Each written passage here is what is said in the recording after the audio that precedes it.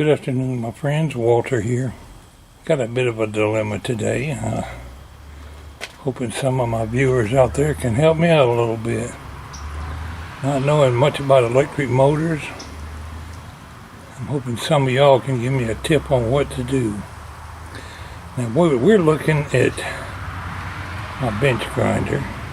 I used it just the other day to use the wire brush on the left side there to clean all the rust off a hammer that I reconditioned the other day, put a new handle in.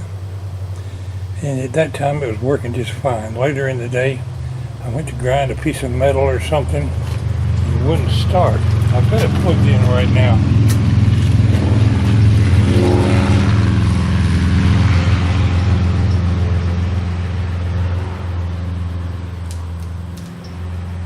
You can hear that car running a mile away.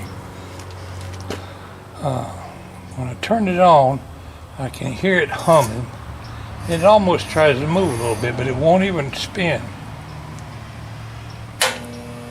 You can hear it humming. Try to give it a spin. Still won't go. Not knowing anything about electric motors, I'm assuming maybe a wire. It did have a lot of vibration. Maybe there's a wire in this switch gonna come loose. But since I hear it humming, I don't think it's the switch.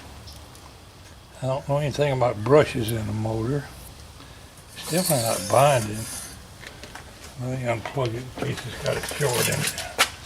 I don't want to get zapped. I'm wondering if something in that motor could have came loose. It does look like you can take it apart, but not knowing what to do, I thought I'd throw it up to my viewers to make some suggestions. Explain to me why an electric motor would suddenly quit working like that. I know Ron over at Wally's Place 66 has worked on his grinder and had that motor completely apart, so he knows more about electric motors than I do. In fact, a good many of you probably do. I've never worked on any electric motors myself. This Chinese made or some foreign country made, maybe Korea, I don't know where it came from. But it's a Detroit Power, model number, I don't have my glasses on. It's a 3/4 horsepower electric motor though. RPM, 3,450 RPMs, 110 or 220. I guess it'll run off either voltage. Made in Taiwan, 1984. This grinder has never been used much. It was stored in my basement for years. What do you think, viewers? How can I fix my motor? What do you suggest I do to it to see if I can find out what's wrong? I'm assuming I'm going to have to go into the motor.